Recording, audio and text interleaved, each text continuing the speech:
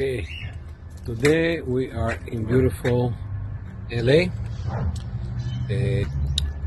We're next to, I want to say, Dodger Stadium, and we are going to be dealing with a sliding door. Actually, interesting concept here. So the sliding door lock fell apart right here. So if somebody tried to break in or something.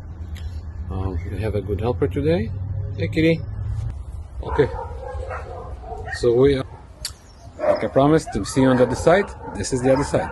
Looks like we have a new cylinder installed, and now we can actually lock the door when we leave. Okay.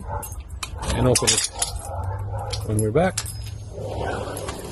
And we can do so from inside. There's a part broken in there. We're able to rebuild it. We're able to lock it. And it's beautiful. And then see you on the next project. Eric with Locksmithology.